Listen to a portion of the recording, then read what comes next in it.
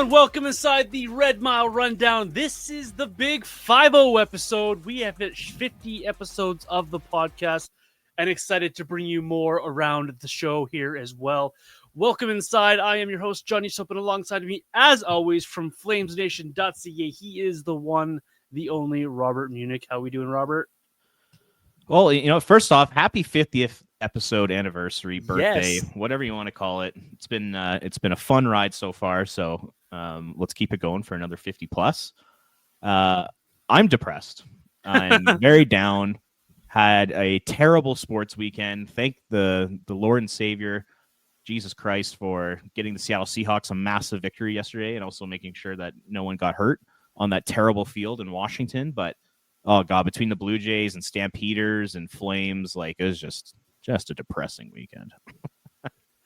Yeah, anyone who knows me and follows me on social media knows I'm not a Jays fan, and I get a lot of grief for it because I'm Canadian, but I don't cheer for the Jays. I can understand the people are downtrodden by that result. You know that? But major then scumbag. I got called. I was told I wasn't a true Canadian because I don't cheer for the Blue Jays. But I can understand and get with people because I too have a baseball team that lost a World Series back in 2014, so I know how that feels. And then my Chiefs decided that they're just not going to play against the Bills on Sunday, so it was a trying weekend of sports for both of us. You a little bit more than me, but the Flames decided to gift us with 2 points yesterday in Philadelphia, so there are a few bright spots to chat about. We'll see if we can find them, Robert. But before we get to all of it, what'd you make of the Flames weekend? You got a loss in there, you got a win in there, but for the second straight week, they win the day before we record a podcast after maybe a bit of a hard week before they get to that Sunday win. Yeah, I thought the weekend was it was okay. I mean, they got off to the terrible start in Nashville, but their game picked up in the second and third periods of that one. Dustin Wolf had a rough first period. The whole team had a rough first period. It was a mess. Luckily, Devin Cooley came in and kind of saved the day, kept them in it, and they were able to kind of find their legs again. And then the Philly game was, like I mentioned on Twitter, one of the least entertaining hockey games I think I've seen all season that I can remember in a long time. It was really that bad. Just a terrible hockey game from an entertainment standpoint. So, yes, they get the win.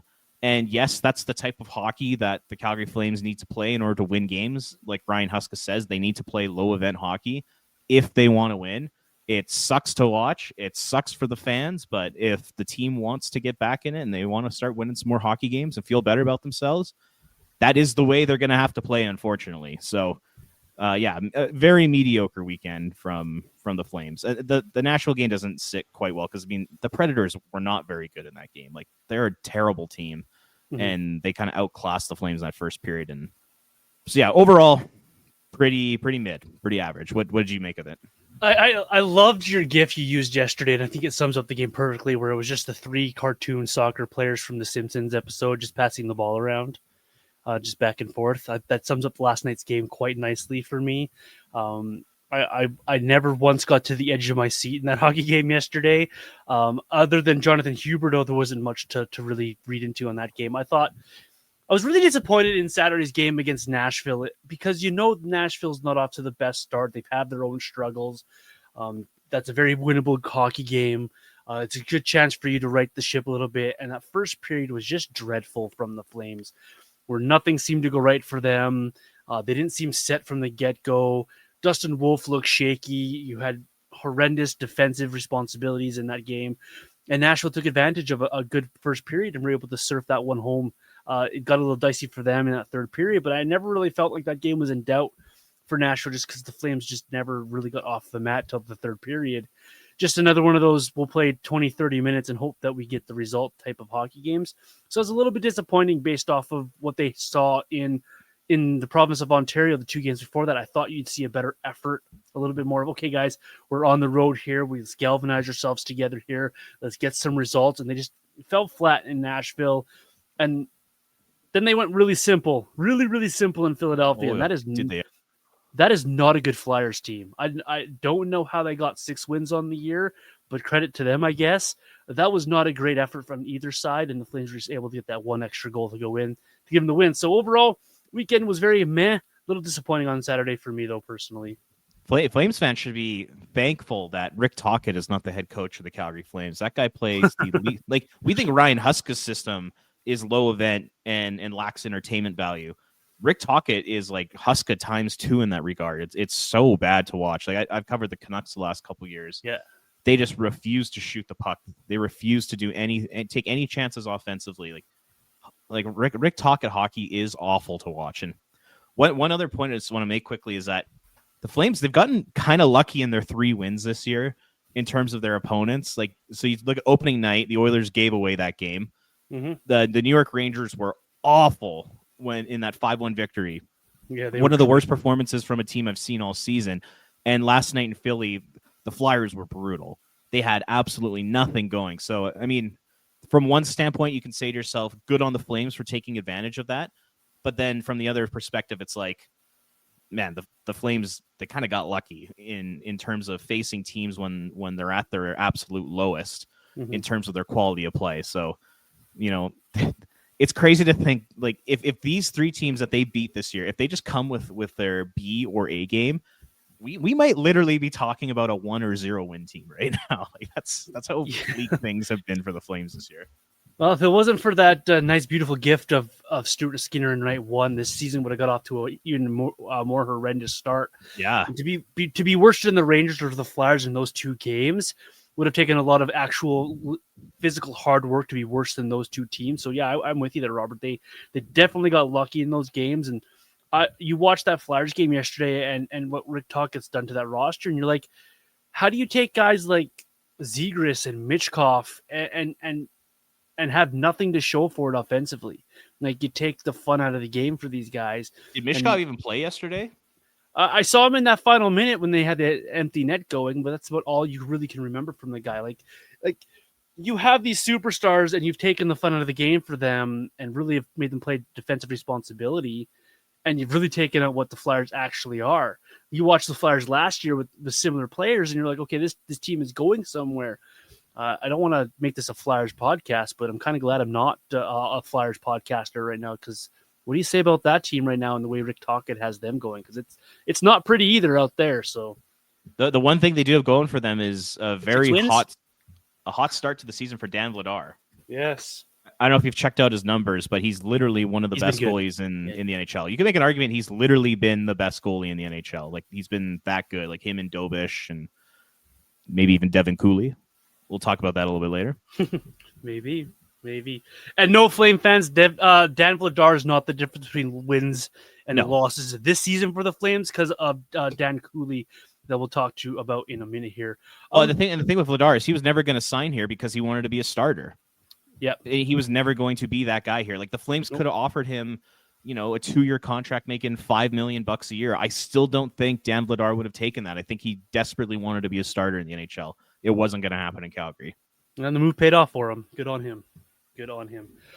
I think the bigger story for me this past few games, Robert, the results are what the results are, and this team is what this team is. But we really have to give some attention here to what we've seen lineup-wise from the Flames and some of the decisions of Ryan Huska. I know both you and I tried to defend him a little bit on some of the decisions and the logic behind some of his decisions, but I think even you and I this weekend reached a bit of a breaking point with another Parekh scratch in back-to-back games, Connor Zary being scratched again, and meanwhile, these veterans continue to get the benefit of the doubt. So let's talk about that a little bit on the pod here today, Robert, because I know that's a big thing on social media right now is the decisions of Ryan Huska when he puts guys in a lineup and the leash that some guys get, deserved or not deserved, and how little it seems that some of these other kids, these younger players, are getting from Ryan Huska. What do you make of his coaching decisions when I called overcoaching? That's exactly it. He is 100% overcoaching right now, and I think it's because the Flames have got off to such a bad start this year that he's basically doing everything in his power to try and turn things around, and I think he's almost doing too much right now, and I think a lot of Flames fans would agree with that. You mentioned a bunch of the things that he's done so far, but you have Zayne Parekh being a healthy scratch for 4 games already this year. Healthy scratching Matt Coronado. Healthy scratching Connor Zary. Putting Yegor Sharangovich at center. Overplaying Dustin Wolf. He hasn't found a partner for Mackenzie Weegar yet. D pairings keep getting all messed up. He changes the forward lines. What seems like every single game, there's no way for this group to build chemistry and continuity because he keeps messing with the forward lines. It just feels like he's trying to do way too much right now. I think the best thing that Ryan Huska could do is just ask himself, who are the 12 best forwards? Who are the 6 best defensemen? And play those players. Mm-hmm. Stop. Matt Coronado takes a bad penalty and he gets healthy scratch for it. Ridiculous. Connor Zary, supposedly one of the big reasons why he was healthy scratches because he took a lazy penalty. You know who else has been taking lazy penalties all year? Rasmus Anderson. There's no accountability for Rasmus. Michael Backlund has not been very good this year. There's no accountability for Michael Backlund. Like you could just go up and down the lineup. Like, even Sharon Govich, I know he's been healthy scratch, but I don't think he's been very good lately since getting back into the lineup. He continues to get back in the lineup and plays center, which is just totally bizarre. It's just, it makes no sense. Like in Yegor Sharangovich's 2 years with the Calgary Flames, one thing we've learned is that he can't play center. It doesn't make sense to me. So yeah, I mean, just the coaching decisions are all over the map. Mm-hmm. I think he's got to simplify. I think he's got to, like you said, stop overcoaching, play your best players, do a couple things like sit Justin Kirkland more. I'm really starting to believe Justin Kirkland is not an NHL player. Sit Ryan Lomberg a little bit more. He had a nice game in Nashville, but what has he done this year? He hasn't done anything. I don't even think he has a point. Like, play your best players, simplify things, play Zayne Parekh. Like, gosh, there's so many things right now where it's just like, it almost feels like Ryan Huska is doing this on purpose to try and piss off Flames fans and make them go absolutely insane. And you know what? It's working, as you can tell by this little rant I'm going on. Yeah, and everything you're putting in that rant, though, isn't a rant. It's the truth. It's the truth. How can you expect your younger players, these ones that you're holding to this ridiculous standard, it feels like, on some nights, how can you expect them to learn and to grow if you're continually moving them around the lineup and then wondering why they're not producing? We remember last week where Coronado was scratched, then he got in for a game, but then he was on the 4th line, and then in practice the next day, he was the extra forward, which would signify a lot of nights say this might be the way we're going to lean again for another scratch. Well, you didn't put him in his position to succeed in the lineup, and when he was in the lineup, he had about, 17 different line mates at one point in this season.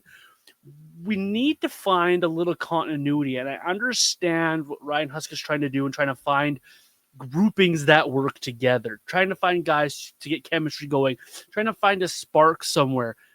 You're 3-9-2 on the season. I think we're past trying to find a spark. I think what you need to try to do is put your players in a spot to succeed here where you can learn and to grow. And that means putting your young players in a position to succeed. Sharon Govich at 4th line center is never going to work. I don't care who you are or even on a video game. That's not going to work. His skill set does not match that of what Ryan Lomberg brings to the table. At the same time, Matt Coronado is up and down the lineup like he's a yo-yo. Well, put him beside someone, i.e. a Kadri or even a Frost, and let them find something to work together with. Try to find a footing here. A 3-shift second period doesn't give you all the information that you need. Put your blender away for a little bit. Let these players play. Identify, like you said, Robert, your best 12 guys and dress them and play them. And don't be so hesitant on scratching guys. Ryan Lomberg, hockey-wise, is terrible. Okay, he's not bringing much to the table. It's a fine forechecking forward who brings good vibes. That's great. You don't need that 82 times a season. Kirkland, he's a great shootout story last year. He's 0 for 2 in the shootout this year. He's 0 for 2 this year. And what is he bringing you this year? His face-off numbers are not great. He's got no points on the season. What is he bringing to the barely plays on the penalty kill. Don't stop dressing the guys that aren't helping you win hockey games and then trying to blend the ones that are playing to help you win hockey games. Like, the one thing I do like that he's done is he's left Honzik for the most part with Backlund and Coleman, and that line has seemingly found something. Why not do the same thing with Huberdeau and Kadri and so forth? Maybe it's Matt Coronado. Maybe it's Zary, Frost, and Farabee, and that's a trio that you find that works together. You don't know until you let them play a handful of games together. it just doesn't work putting new guys with new guys every single night. And then back on the back end, people are like, well, Uyghur's been terrible today. But Uyghur's played with everybody, so he doesn't know his defensive partner is going to do that night. He doesn't know who he's playing with the next game. It's hard to have a consistent game when you're always the guy trying to anchor down somebody else because you're not sure what they're going to bring today. So let these guys find some chemistry. Let these guys get together here and put it up. The results cannot possibly get any worse. The only way they get worse is if you get shut out every night. So why not try to find lines that work together? So I like Huska. I like a lot of his philosophies. I like some of the systems that he brings to the table. The one thing I'm really getting a little tired of, though, is it's not working for 3 shifts in a row. The blender comes out, and all of a sudden we're seeing Lomberg and Sharon Govich on a fourth line, and we're seeing Klapka trying to be forced beside Michael Back, and it just doesn't work. You got to put these guys in spots to succeed. And then at the same time here, as the second part of my rant here a little bit, hold your veterans accountable. Why can't you have Michael Backlund sit for a game? Why can't you give Blake Coleman less ice time if he's screwing up? Why can't you put Kadri down to a second or third line if he screws up? Whatever the situation may be. Why does Rasmus Anderson get all the benefit in the doubt? He's been terrible. Why does he get to play all these top-end minutes? Let your veterans know and make an example out of some of them as well and send the message that, hey, what's good for number 16 is good for number 91, which is as good for 27. Everyone has the same standard. That's what I'd really like to see from Ryan Huska right now because he's overcoaching, like we've said. Set a standard and let's stick with it. I agree. And I still think that this team should go with, at least from a forward group standpoint, go with like having 4 second lines or 4 third lines. Yeah, I really think that's the way this thing needs to go because the fourth line has, I hear lots of media say the fourth line's been like the Flames' most consistent line this year. Consistently doing what? Like, what are they accomplishing? Yeah, like they're being physical. Adam Klapka smashes guys. Ryan Lomberg can get in on the forecheck and create a little bit of havoc. But what does it ultimately lead to? Like what are we doing here? So I totally agree. Like, get Ryan Lomberg out of there. Get Justin Kirkland out of there. Call up a Rory Cairns or somebody like that, and build 4 lines that can go out and potentially score you goals. I know how difficult scoring is for this team right now, but there's so many like things that you can critique with Ryan Huska this year, and it's too bad because I know both you and I like the guy, but in my opinion, it's been a bit of a shit show train wreck in terms of coaching this year. The special teams are terrible. The penalty kill is not as strong as it was last year. The thing I don't get about the penalty kill is they finished the season in their last 25 games, first in the NHL in the penalty kill, and then they go in this year and they completely change it, which doesn't make sense to me. The penalty kill does not look very good. The power play is a mess. Systems-wise, the team plays a low event, boring style of hockey. The lineups are all over the map. You're scratching young players. You're hurting their development. What the hell is going on right now? Hey, but Robert, you need that energy line, right? You need that energy fourth line. I want to smash my head against the wall hearing that. What does that energy fourth line bring to the table? You cannot tell me that those 3 guys together, all due respect to what Klapka brings to the ice, is any worse than what a Cairns and Gridden in this lineup will bring to the ice. What is worse about having those 2 players in this lineup? Both Lomberg and Kirkland are great guys, good vibe guys, but they're great 13 and 14th forwards for a team. Bring in players to play. Why can't you put Cairns on a line, on a third line, center line, and move Michael Backlund down a line? Why can't he center a fourth line? Like you mentioned, make some second lines out of this group. Have 4 lines that you can have responsibilities at both ends of the ice and find ways to be successful. This penalty kill, I just looked it up as you were talking, Robert. The penalty kill is sitting at 19th in the league. That's nothing to brag about. Your power play is sitting at 28th in the league. But you know what? Get those fourth line grinders in there because they're even on the season and they bring good energy. I just don't get it. I don't either. And like I just listed off, there's been a lot of issues with Ryan Huska's 100%. Coaching philosophy or the way he's gone about his business this year. He's got to figure it out here. I don't think he's going anywhere, especially because he just signed that new 2-year contract extension. But man, it's been a little ugly to start this season. Yeah, no, I'm not about this fire Huska thing. it needs to be a little bit of showing growth as a coach from Ryan Huska, realizing that, hey, maybe the ship is being oversteered a little bit here because we're not getting chemistry from anybody, but maybe that's because I'm not letting them get some chemistry. So I think a little bit of maturity behind the bench. This is a chance for Ryan Huska to also grow. We want players to grow every single season. We want players to learn and grow. We talk about Zayne Parekh a lot, and we're going to talk about him in just a second here as well, about how the growth we see from this guy from night 1 to night 2 and so on and so forth. Coaches need to do the same thing, and this is a good learning experience for Ryan Huska, but he needs to finally realize that, hey, maybe third line Coronado and fourth line Sharon Govich just isn't the way to go here. Yep. I would definitely like to talk about Zayne here. Yeah, let's do it. Let's do it. Let's do it because Ryan Huska's scratched him a couple of games, but when he's played, I think he's been okay. Yes, you're going to get your rookie learning things. Yes, he's taken some big hits. And so now it's led to the question of what do they really do with Zayne Parekh? What do they have here? What's the approach for the rest of the season? We saw reports of maybe juniors as an option, and we've heard other people refute those reports. What do you see from Parekh here, and what do you do with Parekh? Well, let's hear what you have to say first, because I know you're a big junior guy, and you've been following Parekh for a long time. So like, what would you do with Zayne Parekh right now? I'm a big fan of the CHL and what it brings to the table. And you see guys, and it benefits a lot of guys. We saw Leon Draisaitl a few years ago. He got sent back. Memorial Cup run. We've seen Sam Reinhart go back, and he's had really good success. We just saw Jet Luciano of the Flyers. We saw how bad the Flyers are. He's gone back, and he's seen some good early success in the season. We've seen players last year. Zayne Parekh was one of them, went back and had really good junior seasons. There's a lot of value in junior hockey, but then at the same time, there becomes a time where they're just too good for that league, and that junior hockey is not going to bring anything for these guys. I've seen guys go back to junior.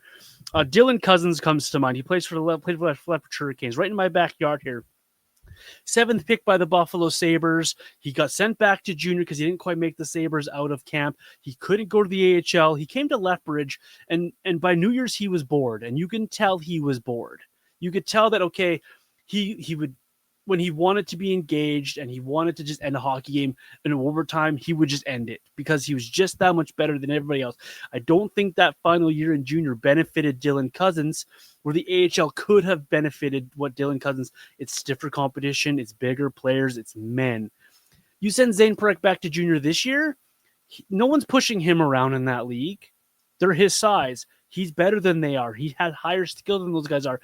So I don't know if there's any benefit for Zayne Parekh. I really, really, really wish that the AHL was an option for Zayne Parekh so the Flames could kind of put him in the league and bring him up when they needed to play a few games and back down to help him play, help him learn to take the body checks that these grown men are going to be throwing at him. Zayne Parekh defending 17-year-olds in Shawinigan in a night down the line isn't going to benefit him as well as maybe playing a game in Tucson and having to fight for pucks, having to battle for things. So I really wish that was an option, and it's not. So what I would do with Zayne Parekh is I would Leo Carlsson this guy. I really, really would. He doesn't need to play every night, but you do need to play him still for his development. So I would pick some starts for him. I would give him, say, every 4th game off and let him play a couple of games, let him learn from those games, take a seat, watch the process again, and go again, and really teach him how to not put himself in vulnerable spots to take those massive hits like he did against Vegas. I think the Flames need to start using the rest of this season as a learning experience for Zayne Parekh. He does need to play for game's sake and for his sake, but you can also still sit him strategically to help him learn the game. So that's where I'm at with Zayne Parekh and what I would do with him. As much as I love Junior and as much fun as he'd be putting up 150 points with the Spirit this year, I just don't think there's any benefit whatsoever for him, nor a benefit for the league. Yeah, I agree pretty much with everything you just said. If it were up to me, number one, he absolutely stays in the NHL. Number two, I don't mind the idea of maybe sitting him, once or twice a month in November and December, just because they're playing a ridiculous amount of hockey. Like they got 15 games in 30 days in November here. That's asking a lot from a 19-year-old who's not used to this type of grind, 100%. Playing against the best players in the world. So yeah, I don't mind that every now and then. The big thing for me is Ryan Huska needs to start showing some trust in him, because Zayne Parekh looks like a player that has no confidence, and this is coming from one of like the more confident people I think on the entire team. He's playing with little to no confidence, and I think a big reason why is that every time he's going out on the ice now, I believe that he's saying to himself, I can't make a mistake. Like, I can't make a mistake or else I'm going to get benched or I'm going to get healthied. Because if I make a mistake, Ryan Huska is going to be all over me. This is where Ryan Huska, Trent Cull, Flames leadership group, in terms of the players, they need to have Zayne's back. They need to tell him, go out and play your game. Play with confidence. Make plays. Yes, there are times when you're going to want to make the simple play instead of going overboard, because that's just what you do in the NHL. Mm-hmm. And that's fine. Help him with that. Teach him how to play the game. Every time, like last night, he makes the mistake on the power play, tries to glove down a puck that's coming out of the zone. He gets it down to a stick, and all of a sudden it gets poked away from him. He doesn't make the play quick enough. He barely played after that because I think Ryan Huska said to himself, this is a very tight game, and we can't afford to have any turnovers like that anymore. And he barely played for the rest of the game. That can't happen anymore. I think you gotta trust him. I think you got to play him with better players. I'd like to see him with Kevin Ball at some point this year. Maybe even a Mackenzie Weegar at some point this year. The one thing, though, and I'll be curious to get your opinion on this. Mm-hmm. Should they send him to the World Juniors? I'll let you answer that one first, and then I'll my thoughts. That's a great question. It's another great tournament for a guy to go in because it's high level every single night. If the season continues to go how it's going for the Flames, and nothing suggested it's not, I would for the simple fact of he would be a leader on that Team Canada. He would be a go-to guy for Team Canada. He would get all situations for Team Canada. And I know I just talked down Junior a little bit, but these are the best of juniors. So the competition is not going to be over his head or underneath of him. It's going to be right where he is. So if the season goes how it's going right now, and if they're going to continue to scratch him 2 of every 5 games, then what does it hurt him? I think I would. I like the way you put that. If this season continues to be a shit show, I think it makes some sense to send him there. I know it's a big commitment. You're going to lose Zayne off your roster for over a month between training camp, pre-tournament games, the tournament, and then getting back to Calgary. It's like about a month. So you're gonna be without him for a while. I'm almost at this point of the season with everything I've seen, with how much playing time he's getting, how little trust Ryan Huska has in him, the lack of confidence Zayne has right now. I honestly think the best thing for him might be to go to the World Juniors and go play in those high pressure environments with crazy fans, intense rivalries. I find the World Juniors is some of the best hockey that we see during a calendar year because these kids go balls to the wall every single shift. There's a ton of pressure, and Zayne would probably be the best defenseman on the team because I don't know if Sam Dickinson's going to be on that group. I don't think Matthew he is. Schaefer is not going to be there. So Zayne will probably be the best player on the team, the best defenseman. I think it's going to be an amazing learning experience for him. I think it'll get him out of Calgary. It'll get him out of this losing environment. It'll get him away from Ryan Huska. Go to Team Canada. Go there, dominate, play in the top pair, first power play. Lead your team to a gold medal. What an amazing experience that would be, especially to do it on U.S. soil too, in these packed, crazy environments, hostile environments. I think that would be such an amazing experience for Zayne. And because the Flames are so bad, because, like I said, lack of confidence, Ryan Huska doesn't trust him. Get him out of here. Get him out of here for the month. Go play World Juniors. Have fun. Play with some people your own age. Make some new friends. Yeah, B19. B19. That's a great way to put it. I think he's putting too much pressure on himself. I think there's a little too much pressure on the kid. Go out there and have fun. Go play the World Juniors. I am as of today, November 3rd, I am all for sending him to the World Juniors. Because there's only one downside to Zayne Parekh leaving for that entire time. The downside is the Flames continue to lose, right? Honestly, isn't a bad thing. Which they're doing right now with him in the lineup, and you're taking him out every few games for a couple of games, and we're no disrespect to Bean or Pahal, but we're watching Bean and Pahal patrol a third pair. and they're getting caved in just as much as Zayne Parekh would get caved in. The experience at the World Juniors would teach him a couple of things. I think it would help him mature because he'd be counted on to be one of, if not the guy on the back end. He would be counted on in all situations. It would allow this guy to maybe gain some confidence back in what he's ability to do. And I think mentally, I think it might reset him a little bit as well. Hey, I don't have the pressures of Ryan Huska every day in my face. I don't have the pressures of this hockey team, and the fan base has a lot of expectations for Zayne Parekh. Just a couple of weeks away from that might help him reset a little bit as well. And then when he comes back from the World Juniors, you might have a very big invigorating, especially if they win, an invigorated, excited Zayne Parekh, and maybe we see a little bit something different from him down the stretch in Calgary. So the benefits, I think, far outweigh the one negative, which is Flames lose. For sure. Eric Francis had an article on Sportsnet where he talked to Zayne's parents, and I think it was Zayne's dad had mentioned to him that Zayne had been coming to his parents saying I'm playing terrible hockey right now. Like, I don't know if I can play. Like, he's having all these doubts about his ability at the NHL level right now. Mm-hmm. I think going to the World Juniors would really help kind of alleviate that. I think if he goes to the juniors, the World Junior tournament, and puts on a great performance and is a dominant player out there, all of a sudden I think that swagger starts to come back. That inner belief would start to come back in his game. And I think when he would rejoin the Flames in January, I think he could potentially be a completely different person and player coming back from an experience like that, depending how it goes, obviously. Of course. If it goes like it has the last couple of years for Canada, maybe it's not a great thing, but I don't see that happening this year. So no, me neither. I think it can only benefit him. I'm curious, like, what have you thought of his game? Oh, and actually, just one other thing I just kind of quickly thought about. Yeah.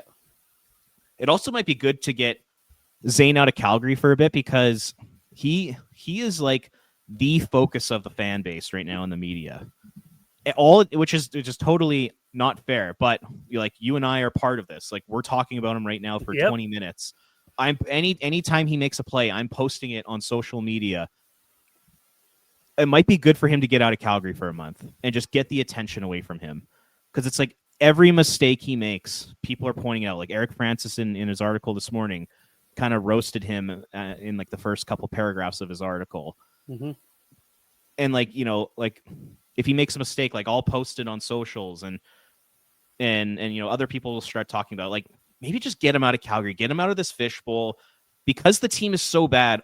All the attention's on him, and the fan base, a lot of the pressure of the future is kind of on his shoulders right now, and it's almost a little unfair to him. So get him out of Calgary, get him out of that dressing room, get his confidence back at the World Juniors, and then he can come back to Calgary, hopefully a different player. That's kind of how I'm feeling about it. But I'm curious, what have you thought of his play lately? Yeah, to your point, that's a 19-year-old kid, right? Thinking back to when you're 19, trying to learn to be a pro at the NHL level. As far as his play goes, it's hard to really judge his play because, as you just mentioned, he makes a mistake and Huska's like, okay, well, we'll give you 2 shifts maybe later in the game. But then he's out there in such important spots like power play 1 or the end of a hockey game when they need a goal. So for me, it's hard to evaluate overall what his play is because the Flames are using him in such a strange way. There's no rhyme or reason for how they're using him. There's nothing consistent about how they're using him. But this is a player who I think, with where his confidence is at, he's playing okay, but he needs to provide a little bit more. But at the same time, you make those mistakes and you're not allowing him to get that little bit more. And he's trying to do it alongside slower players like Jake Bean or a Joe Hanley, and he's got to learn that side of things as well. So I'm not trying to skirt the question because he's a great player, and I think there's a lot of things we're seeing good from him. But at the same time, there are those mistakes there, and then when he makes those mistakes, we don't get to see how he rebounds from those mistakes too much. I would have loved to see maybe him get 1 shift off after that mistake and then right back out there. What do you have in response to this gaffe? What do you have in response to that shift not going your direction? And then at the same time, I'd like to see him maybe shoot a little bit more, put that puck to the net a little bit more. He's trying to be a little bit too fancy on some breakout passes as well. Just simplify the game a little bit more for him, and maybe that'll help him cut down on those mistakes. But overall, I think he's been okay. He's a kid at 19 trying to learn to be a pro in the National Hockey League. on a team that's absolutely horrendous right now and can't put together anything themselves. So it's a tough question for me to answer, and I'm not trying to skirt the question, Robert, but that's kind of how I see it working out. It really is too bad that he can't go to college or he can't go to the AHL. Mm-hmm. Just it's not saying he's not good enough to play the NHL, but man, just a half a year in the AHL, how much growth would that do for a guy just in his position, right? Yeah, as a 19-year-old, you want him playing as much as possible, and that's why I mentioned the NCAA and the AHL. Doing good, yeah. Those are the two leagues that I think he would get a ton of minutes in and probably be best for his development, but obviously he can't go to either of them. But in terms of his game, like from what I'm seeing, is at 5-on-5, he's been fine. Like you take a look at all the possession metrics, he's actually been one of their better defensemen this year. So the numbers are fine. Obviously, you want to see a little bit more production from him because he's just uber talented. But what I'm seeing is just a guy, like I said, he's just lacking confidence. This is a guy that needs a coach, or he needs some teammates to give him a pat on the back, to tell him, go out there and play your game. You're Zayne Parekh. You're more talented than half the players on this ice.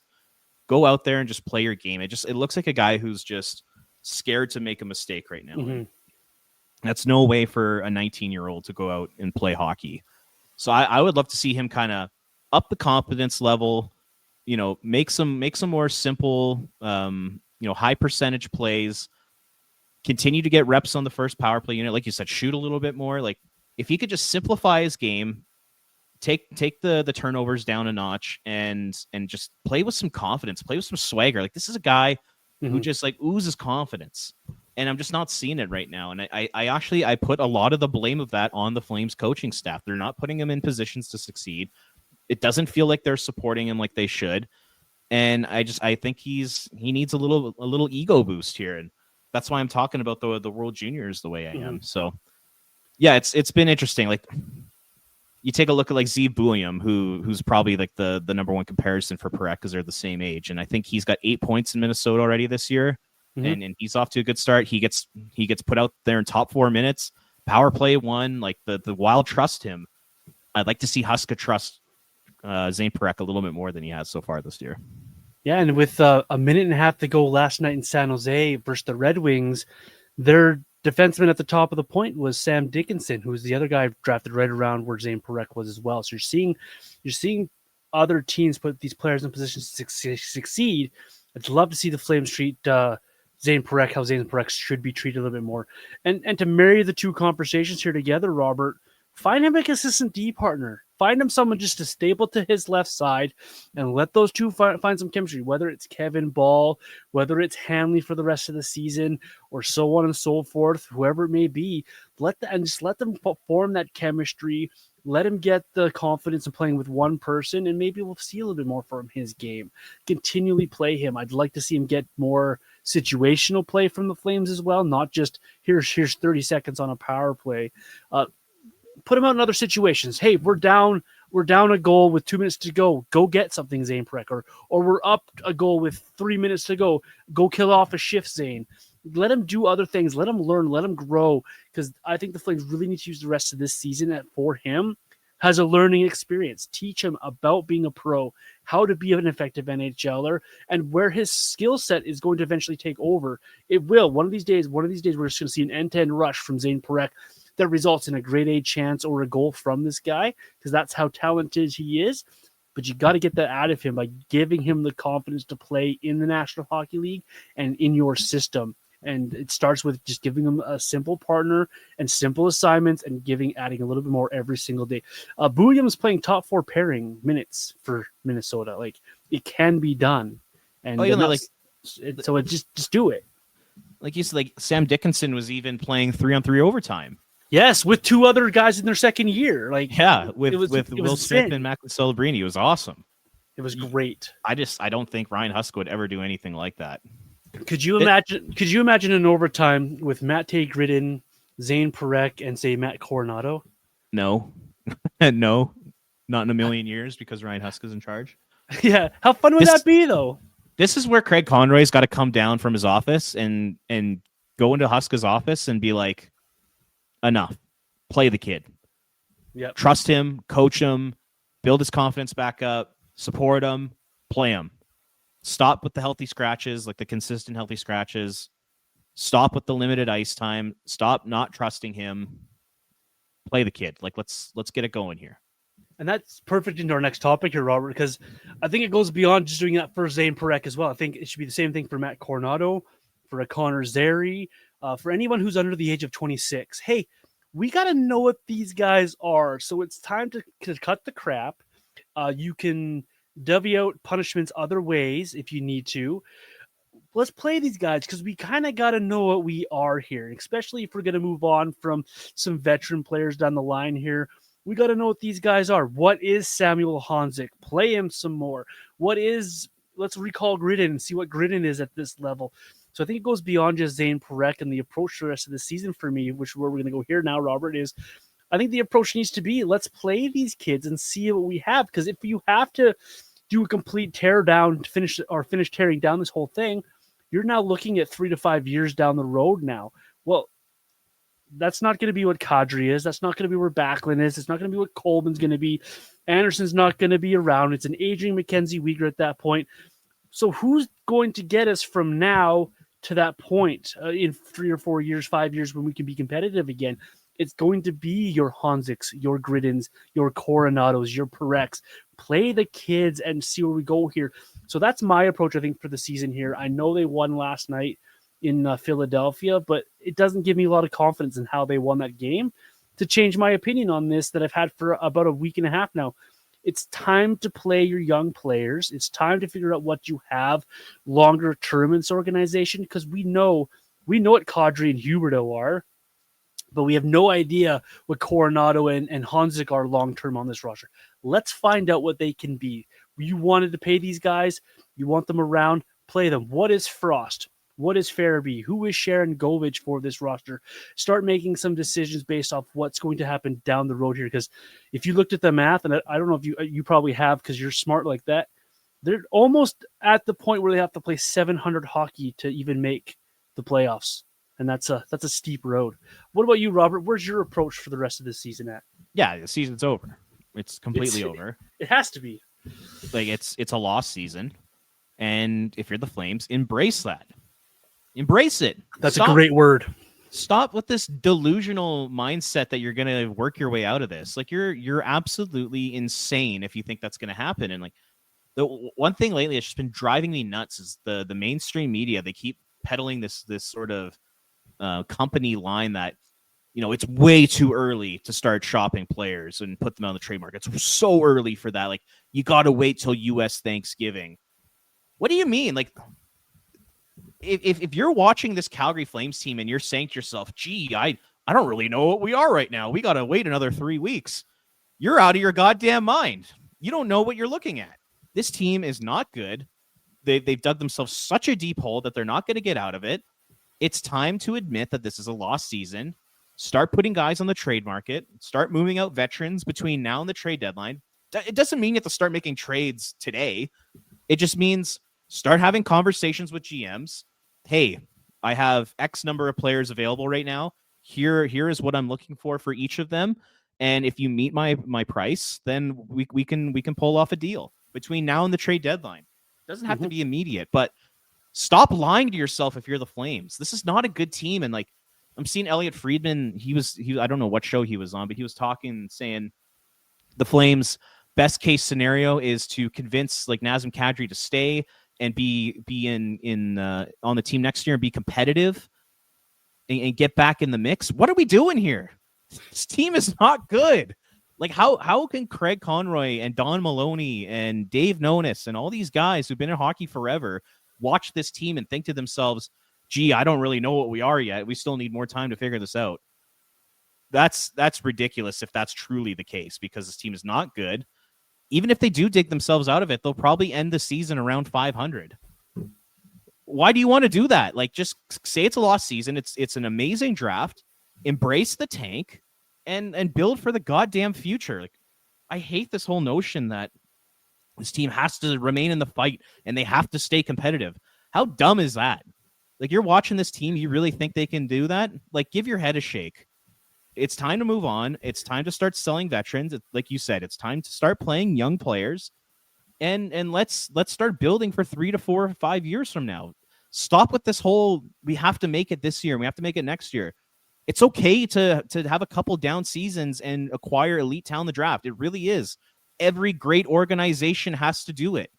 So, if you're the Calgary Flames, why do you think you're smarter than the rest of the league? And you say to yourself, we can do this without tanking, even though every other team has been successful through doing that. What makes you think you're smarter than the rest of the NHL? You have nothing to show for it over the last 30 years here. You have literally nothing to show for it. You haven't even made it past Game 5 of the second round since 2004. Give your head a shake. It drives me absolutely crazy. It's so incredibly obvious to everyone what this team needs to do over the next couple years. And the only people who don't see it the same way are the people in that building or at the Saddle Dome. It's insane. If they continue to try to remain competitive next year, if they try to make the playoffs again next year, they're going to start losing fans. Mm-hmm.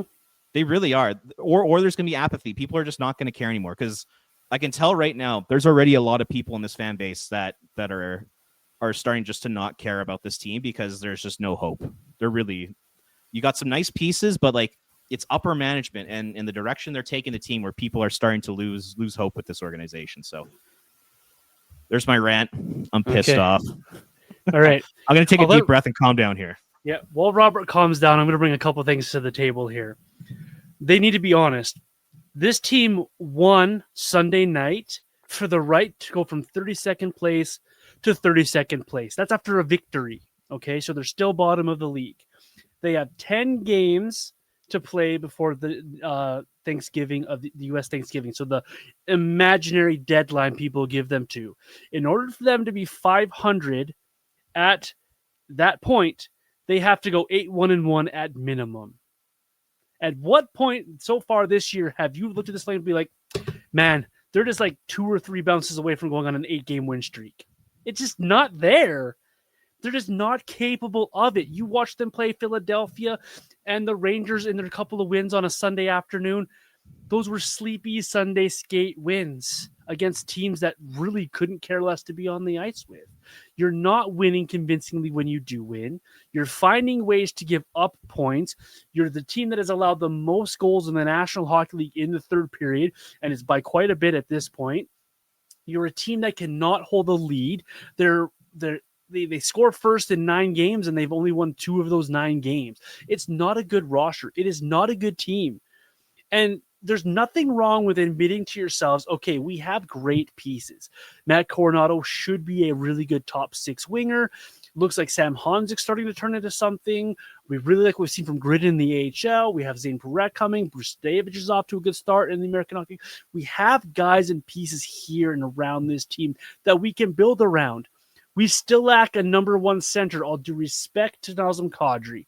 We're still missing a left shot top pair defenseman, and maybe even a top right side defenseman, all due respect to the guys that we have. You don't have the people in the right positions to be a team that's just going to rattle off 8 wins and put yourself back in the playoff race. And so if the Flames magically do get one of these 7-8 game win streaks, all they're doing is putting themselves back into the mediocrity conversation. Oh, good. Now we're 12th. Okay, great. Now we're going to get the 17th pick in the draft. Oh, great. It's just history will repeat itself that way. So this is the time, and I'm not a team tank guy, but this is a time for them to realize and be realistic about what this team is and what this team needs. They need elite talent. We talk about San Jose a couple of times, and I mention them all the time. You watch that overtime with Will Smith, Macklin Celebrini, and Sam Dickinson. Edge of your seat stuff. Those are the guys that are playing good for San Jose. San Jose is miles ahead of where Calgary is now. It might come back down to earth for sure. You look at Chicago, what Bedard and Nazar are doing for them in Chicago. That's an exciting team. Elite drafted talent is the only way, in my opinion, to be a successful franchise. The only way to get those guys, pay a hefty price in trading for one if someone's willing to give one up, or have a couple of seasons where you just pick at the top of the draft. A McKenna is good. Or Lawrence, centerman Lawrence coming up in this year's draft is really good. Matthias Preston coming out. He's going to be a really good player down the line. There are guys available to help build something. You have a good group, good surrounding core on some of these guys. Now get the elite talent. Don't be delusional. I like Nazem Kadri, what he's brought to the Flames, but he's not going to be here in a couple years. Whether he's traded or he lives out his contract, he's not the future. Huberdeau is not the future. Michael Backlund shouldn't have got the contract extension when he did, and he's not the future. Blake Coleman's going to be moved on from. Anderson's going to move. These guys are not the future. So let's stop just trying to drive home this mediocrity, this, hey, we should be better than we are nonsense. Because this Flames team, I think, on paper, are exactly where they should be. They're just not a good hockey team. So let's get a little honesty in here if you're Craig Conroy and the Flames.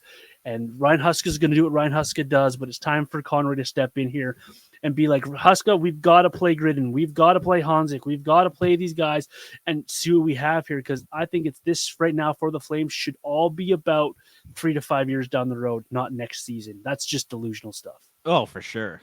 And we always talk about the new building, when the new building opens. Well, what do you think Flames fans are going to want to watch?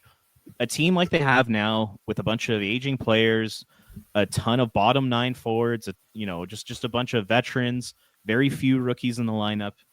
Do you think you're going to want to watch that? a team that Murray Edwards and Craig Conroy think can be quote unquote competitive? Or would you rather watch a team with like a bunch of young studs? With a Gavin McKenna or a Keaton Verhoff in the lineup, maybe even a Landon DuPont type of player. Like, that's when fans will start to shell out money to come watch this team, is when they get to watch exciting, entertaining, skilled hockey, fast-paced. The hockey that we've had here in the city for the last 3 seasons has been awful. It's been a slog. It's been really bad. Yes, last year they had some good comebacks and they worked hard, but obviously the team wasn't very good. They got a hot start and a hot finish and a great goaltending performance. That's the reason why they were where they were. If you're the Flames, like, build a young, exciting, fast, skilled team for when Scotia Place opens, and that's when fans will start to shell out money for this team.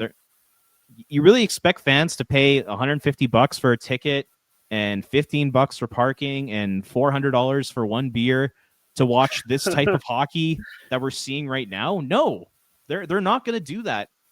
They will, however, do that if you got your Cole Reshnies in the lineup and you got a first or second overall pick or 2 that are in the lineup. That's when fans are going to be like, holy crap, okay, this is insanely exciting. We have a legit future here. We're playing fun, entertaining, high-skilled hockey. This is awesome. That's what fans want. They don't want what they've been trotting out the last 3 years. It's just, and it's so obvious. It's so obvious, and it pains me to hear things like NHL insiders continue to say the Flames ownership won't commit to this. It's unbelievably stupid. If I had Murray Edwards' attention for 10 minutes, I would turn on that overtime game I watched Sunday night, Red Wings, San Jose. Now, the Red Wings did all they could to make that very boring overtime because they like to do the regroup thing. But to watch that crowd when Celebrini gets the puck, or Sam Dickinson's coming up the ice, or Will Smith has that puck, or even when they tied it late in regulation, to watch that building get excited to watch those kids is all the proof you need to know that this is how you should do it. Because your fans are engaged. That team is not great overall. They're still not going to make the playoffs. But fans are coming out to watch the kids, seeing the future of this organization. They're thinking, hey, look, we have Patrick Marleau and Joe Thornton 2.0 coming down the line here. They're excited again. They're engaged again. Sure, a couple of years of downtime and the building wasn't as full, but they've come back because they see the vision. They see how exciting it is. And so if I could get Murray Edwards' attention, I'd be like, this is what we want. This is all we're asking for. I've been a Flames fan since I was as far as back as I can remember. I'm 41 years old now, and I saw the Stanley Cup in '89 when I was 5 years old. But since then, it's been one playoff run, a couple of playoff series here and there, and a lot of underachieving mediocrity. And it's just not fun to watch the mediocrity. And if you were to tell me, okay, you need to go 3 more seasons where the Flames are the bottom of the league, they're not going to be very good, but at the end of it, you're going to have 3 draft picks in the top 5. I would sign up for it right now because I know what that can potentially be down the road. It could be what San Jose has. It could be what Chicago has. Look at Anaheim is another good example. Montreal is a great example of what happens when you just bite the bullet for a couple of years, realize that, hey, we got great guys here, great players here, good humans here, but this team is not a good team. And you realize it, you move on from it, and you build something that is exciting. Ask any Montreal fan, any San Jose fan that you have. I think those couple of years of downtroddenness is worth it now because they see the success. Yeah, I know. Like Mike on In the Dome has talked about this for a long time, and I totally agree with him that because the Flames haven't committed to a rebuild when they should have, all of a sudden they are getting lapped by teams that have committed to rebuilds. Like you take a look. The San Jose Sharks are way further ahead than the Flames are. I know their record might not indicate it, but from where they are in their prospect system and the elite talent they have, they're way ahead of Calgary. They're 3 points ahead of Calgary with a game in hand. So that says it all right there. Anaheim Ducks have lapped Calgary 3 times in their rebuild. The Chicago Blackhawks, I know people are down on them. If you take a look at their prospect system, they probably have the best prospect system in all of hockey. They have accumulated a ton of great hockey players. They've lapped the Flames, times 4 already. Like all these teams that have committed to it, they've all lapped the Flames. Mm-hmm. And because the Flames' insistence on remaining competitive, they're just delaying the inevitable that, they're going to have to probably start a rebuild, not because they want to, but because they fell into it because their team is so bad, like a year or two from now. And they've just wasted like 4 years of hockey and 4 years of building a team for the future. It's just, yeah. We can't have this conversation every episode because I think people might get annoyed by it. But man, it's just like, it's so frustrating that a lot of this stuff just comes down to common sense. And it feels like the Flames upper management, people who are making the decisions on the direction of the team, are lacking common sense when it comes to this, which is very frustrating. They're supposed to be the experts. Yep. Not us, not the fans, not the media. We're not supposed to be the experts. They are. And that's why they get paid a shitload of money to make these decisions. And yet, they can't make the right call. They can't make the obvious call of doing a rebuild, even though all the fans, everybody in the hockey world can see that this team is no good. It's baffling. And we talk about it every episode because that's what you see on social media as well. The conversation every day on Flames Twitter is all about McKenna, all about, hey, we need to be bad. Hey, we'd like to have this opportunity to get some successful talent in there. So we're talking about it every week, and we'll stop. We will stop. We'll find other things to talk about. But it's like we see it. We see the fans are saying the same thing. Hey, we just want a little bit of fun and success in this team. We don't need a season where they're like, okay, well, we sucked this year, so free agency hits. What Troy Brouwer, Brandon Bullock moves can we pull off to be mediocre again? Like, the playoffs are always the goal for every organization. It always is. So stop saying that the playoffs is your prerogative. Stop it. Sometimes you just have to be realistic, and I think that's where the Flames need to be honest with themselves right now. And I'm not a guy who tries to promote losses, but I hope that by American Thanksgiving, this invisible deadline everyone likes to use, the Flames haven't improved. Just to send the message, hey, this is what we need to do. Force their hand, like you said, Robert, because I think that might be the only way Murray Edwards is going to okay something like this, is his hand gets forced. That's exactly it, and that's the most frustrating part about this whole conversation is that they're not making the choice to go down a rebuild route. They are being forced into it because their team is so bad.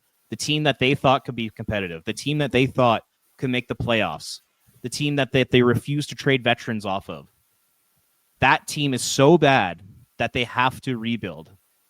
And that's the worst place you can be in hockey. You got to be proactive. You got to have a vision of 4, 5, 6, 7 years down the road of what this team's going to look like. And if they continue to go down the path of wanting to sneak into the playoffs every year, they're never going to build a legit contender. They're just going to continue to trot out the same hockey teams that we've seen the last 3 years. With some good players. There's some good players in Calgary Flames. Don't get me wrong, but there's not the great players that can take you over the top. And it's just frustrating. 100%. Robert, we could keep going on this forever because it is a very polarizing conversation, but we got to wrap her up here. We're getting up to the hour mark. Before we sign off here, just a quick thing on Nazem Kadri. He hits 1,000 games played on Wednesday versus the Blue Jackets. Just want to send him a congratulations. He's been a good Flame. He's given his all to this organization since he's been here. Regardless of the direction of this team, I think Nazem Kadri's been a bright spot on this team. I think he is again this season. So we just wanted to give him a quick congratulations on the pod to 1,000 games. That's a lot of hockey games in the National Hockey League. Yeah, it is an incredible accomplishment. So congratulations to him. He's had an amazing career. He's been the best Flame since joining the team in the summer of 2022. He's created a ton of amazing moments, scored some incredible goals. He's been one of the very few bright spots of this Calgary Flames organization over the last 3 years here.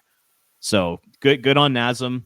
I hope all like the trade discussions and future discussions don't get in the way on Wednesday night of his celebration. Although actually it's kind of a compliment that he's in all these trade rumors. It's because he is such a good player and they could get a lot for him. So it's not really like a negative thing, but at the same time, it's just like, let's try to celebrate Nazem, celebrate his career, celebrate his time with the Flames. He's been a really good member of this team. He's said nothing but amazing things about Calgary, and he's been a great player. So yeah, good shout out by you. Congratulations to Nazem on 1,000 games. It's pretty incredible. Yeah, it's not easy to do. It really, really isn't. Robert, we've had a lot of positivity on the podcast today. What positive articles are coming up from you on flamesnation.ca, and where can the folks find you? I got an article coming out talking about how much I hate this team. No, I'm totally kidding. I got my weekly column coming out. I'm still trying to figure out a name for it, but I'm putting together like a weekly column, so that should be out probably on Tuesday. See how we talk Munich's about Musings. Yeah, that's what Pike wants it, and I don't know really how I feel about that. Yeah, tell Pike to give me a job. But yeah, I got like some stuff on the Philly guys, Farabee and Frost. I got some stuff on Cooley, Ryan Huska, all that kind of stuff. So it should be a good article. That is Robert Munich. He's Ring of Fire CGY across social media. I'm Vintage Johnny 84, of course. As always, the show is Red Mile Rundown wherever you do your social media podcasting or listening or typing or whatever else you want to call it.